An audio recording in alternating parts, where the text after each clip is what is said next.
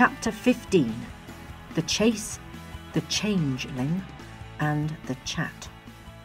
Today, Adam and Prometheus tore down the New York back streets, past fire escapes, dumpsters, and steam grates. "Diana!" Prometheus panted as he ran. "That was Diana!" "I know. I'm sorry. I didn't think they'd find me so quickly." Pete turned on his friend with a face like thunder. "You knew she was after you?" He stopped running, grabbed Adam by the lapels of his golden coat, lifted him off the ground and slammed him against the brick wall of the alley. "Do you have any idea how long I've happily been a sweet old man for?" "I'm sorry, I really—" Adam began, his feet dangling off the ground. "No, I don't think you fully understand. You think that you've got all the time in the world to get this done because you cannot die. But there are worse things than death. You can be imprisoned, driven mad, made to forget yourself until the last star dies. You've seen enough to know this. My brother spent generations wrapped in the entrails of his own son, with venom constantly dripping into his eyes. Mima is still just a talking head on some heavenly bookcase." Pete spat furiously. "And me! If they get me, I'm back on the rock. I already spent hundreds, thousands of years on there for you." Adam looked down at the lined features of the usually pleasant old man, watching them contort with rage. Regret and, dare he feel it, fear coursed through Adam's body. I thought you'd want to help," was all he could muster. "Help? You selfish, single-minded fool! You've led a former goddess straight to me!" Pete's hands were shaking, but not with exhaustion. Adam could see it was taking every bit of restraint Pete had remaining to stop himself releasing more of his true power. "You're right, I did, and I didn't tell you the whole truth. You're right to yell at me, but—" Adam looked back down the alley through which they'd come. "I think you should yell at me while we're running." Pete's head snapped round. Diana was sprinting towards them at full pelt. Seemingly uninjured, she didn't seem angry. She looked excited. Hungry. Without another word, Pete dropped Adam, and both men bolted from the terror closing in. "Why is she after you?" asked Pete as they tore around a corner into another dark alleyway. "I don't know," said Adam. "I'm guessing it's the heaven thing. I didn't know she worked for management anymore. But it doesn't matter why. She's after me, which means it's time to say goodbye."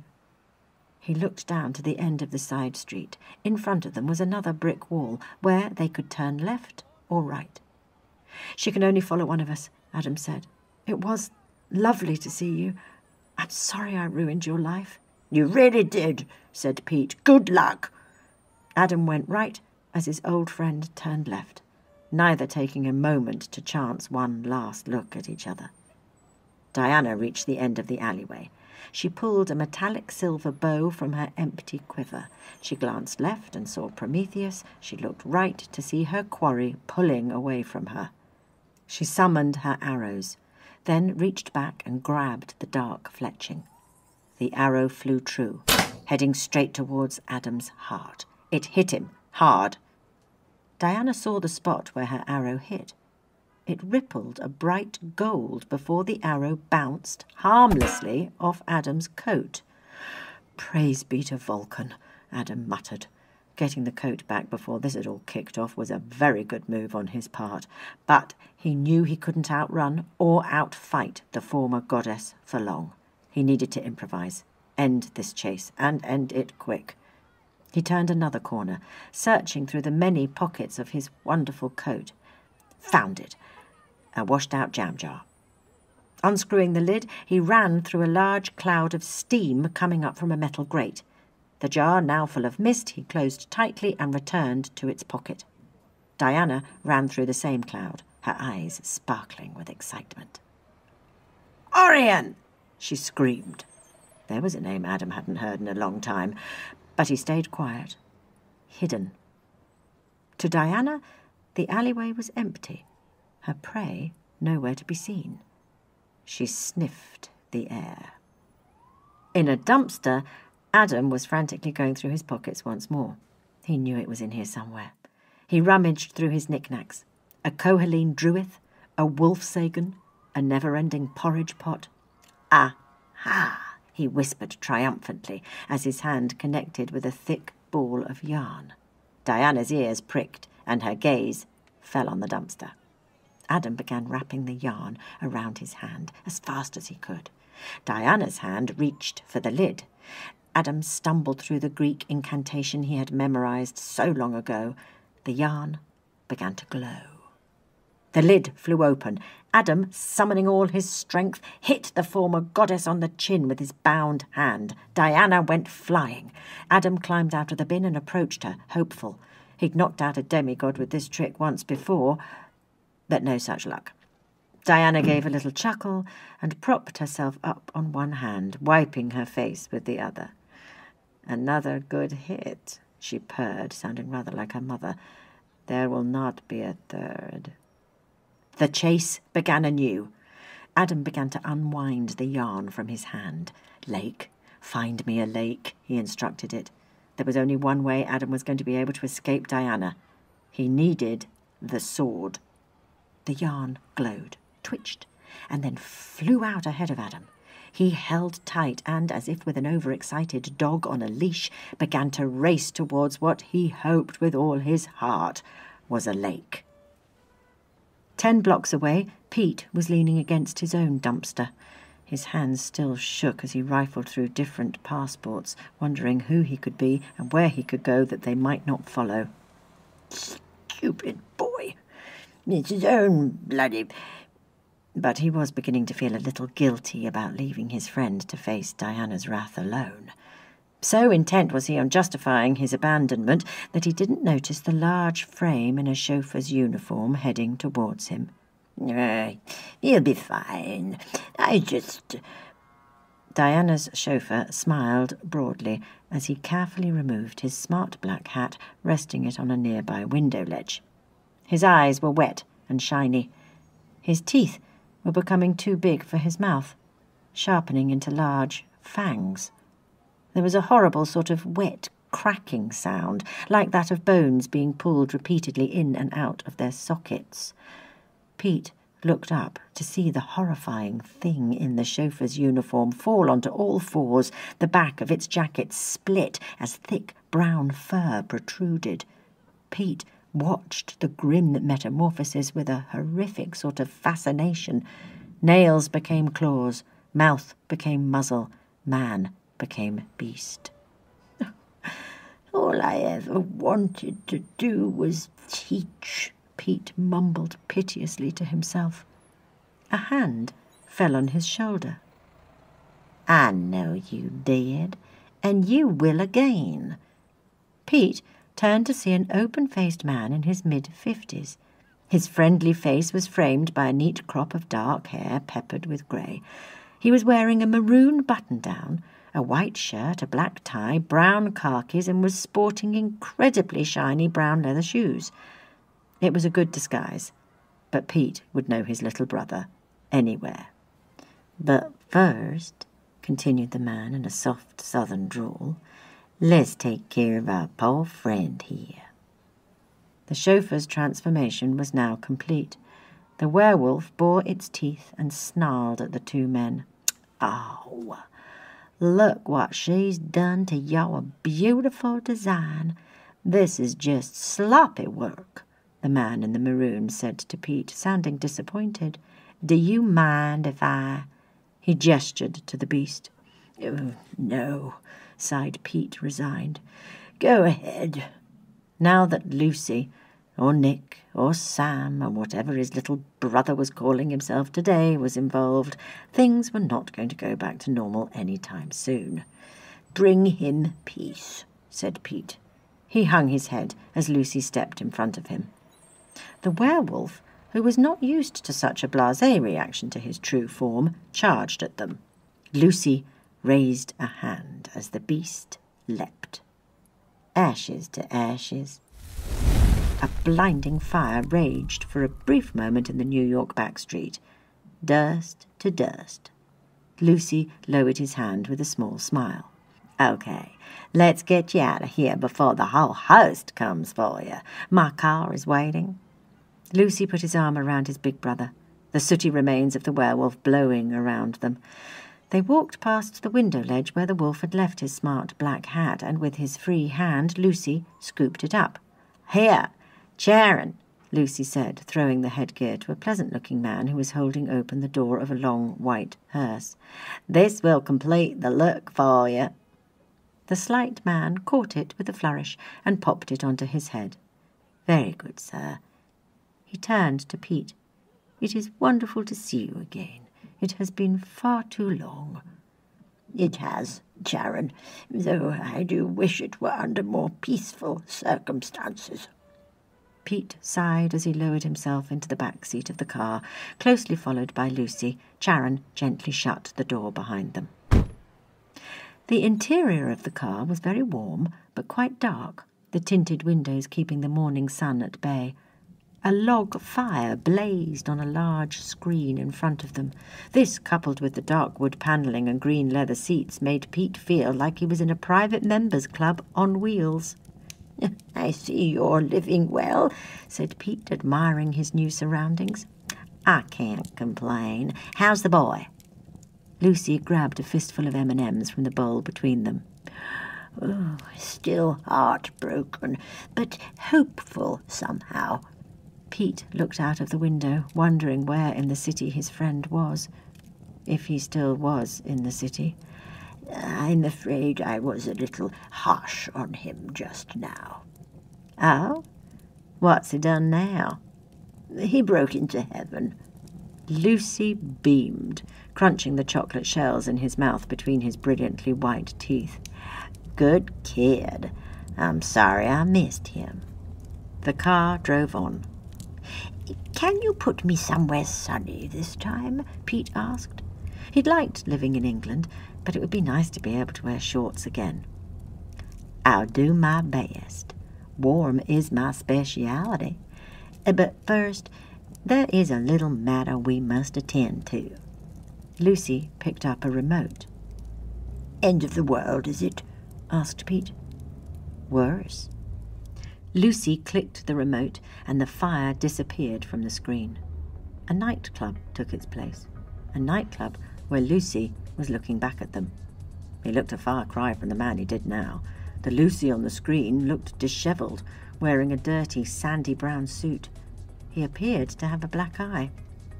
"Thanks for the drink, Paul," said the Lucy on the screen to a man at the bar.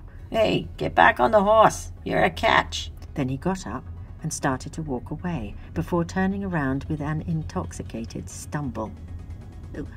"What am I watching?" Pete asked, troubled.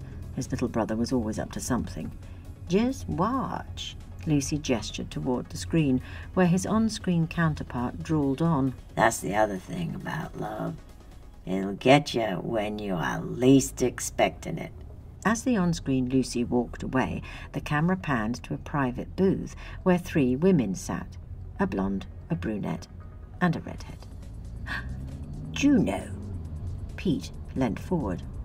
"Along with 2 of her daughters. They go by Anna and Amy now," finished Lucy. Prometheus stared at the footage of his sister and his nieces. Juno looked as commanding as she'd always been. The beautiful, but now vacant-looking Amy looked as though she was carved from marble, lovely but cold. Pete remembered she used to feel so much. And then there was his favourite, even though he knew uncles weren't meant to have favourites. Anna. How different it would have been if she'd sided with him and Lucy rather than her mother and father all those years ago. "Look, I honestly don't care what they're asking for. Just give it to them," said the woman on screen, known to the world as June Friday. "I'm not sure they'll budge. Lucy, you know, he's been good to them, and we don't have anything concrete to offer. We knew a partnership with the Infernal region was a long shot, replied Anna. The screen froze. Am I meant to have any idea what they're talking about? Pete asked his brother. No, you are not. I'm about to explain it to you. I just thought you'd appreciate the visual learning aid. I know you like to use caricatures in your lectures. Lucy smiled at Pete's questioning look, helping himself to more M&Ms. I also thought you'd want proof. I know I've developed something of a reputation for tall tales. I wouldn't want to be accused of, what was it, slander? Get to it, growled Pete. Last week, one of Juno's ambassadors turned up at my place of work uninvited. They made my staff an offer, which they refused, naturally. What offer? It seems Juno's had enough of doing most of the work these last 2,000 years for, well, 0 credit. She's planning a takeover. Lucy said this matter-of-factly, as if he were describing the weather. Oh, dear, said Pete, now reaching for the M&Ms himself. Has she forgotten the last time there was a revolution? Never mind last time, Petey. Do you want her running the show? Better the egotistical sibling or the devil you know and all that. Who knows what she has planned for it all? What are you so worried about? It's not like she'll actually succeed. Just cause a lot of noise and fuss. Maybe a natural disaster here and there. She won't get past the gates, said Pete. He still has Michael. Lucy's eyes flashed at the name. Oh, yes. Well, Michael, former god of war, archangel in chief, guardian of heaven's gates, has gone AWOL. Pete sat in shocked silence for a minute, winded by the news. Where is he? Pete finally stammered. I have absolutely no idea, but I am assuming that these 2 sudden shifts in the cosmic tapestry are not unrelated. Please, tell me you have a plan, Pete said. Come on, Lucy, you've always got something. He tried to sound casual, even jovial, but there was a pleading tone to his voice. Not so much a plan, Lucy chuckled, but an observation. I need you to tell me what it means, Professor. I have eyes and ears at all levels of Juno's organization. All of it's pretty normal revolution-type stuff, gathering allies, collecting magic, etc. But they are desperate to stop Adam. Now, why would Juno care not a jot for the Lord's petty order, and yet continue to obey this one ancient decree? She's seemingly ignoring all his other rules, which I do admire. Why would she dedicate so much of her resources in keeping Adam from Eve, if she's planning a hostile takeover anyway? You think that keeping them separate is necessary for her plan to work? Pete murmured. That, said Lucy, patting the top of Pete's head, is what I need your big, beautiful brain to help me figure out. Well, I'll need to consult the literature. Pete was always grateful for an opportunity to bury himself in books. He liked a puzzle. Having something specific to figure out would take his mind off the general ensuing mess. I remember the days when we could keep the whole history of time in our minds, Lucy said wistfully, drawing a smiley face on the car window's condensation. Oh, yes. When did it all become so complicated? I think we only have ourselves to blame, said Lucy. If it's literature you want, use my library. Lucy leant forward. Charon, the townhouse, please. My brother's going to do a little light reading before we blow him to Bermuda. Very good, sir, nodded Charon. He indicated left and drove them on to the Devil's home. Charon had heard Juno's offer. It had been tempting. The benefits were good, and they would be recognised for their work again outside of myth, legend and Halloween. But at the Hades Workers' Union meeting, they had all agreed it was best to stay out of the whole thing. If she failed, business would continue as usual, without any unpleasantness with the boss. Lucy had always treated them well. And if Juno succeeded, what was she going to do? Fire them? That would be foolish. After a war on heaven, there would be so many dead. Think of the paperwork. Charon doubted even Juno would want to spend her first day on the throne training up a new workforce. His train was about to get awfully full.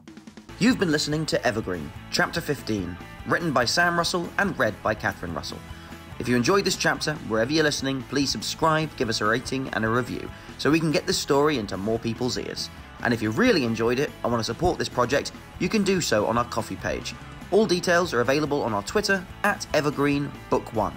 The next chapter comes out on December the 27th. Thanks for listening.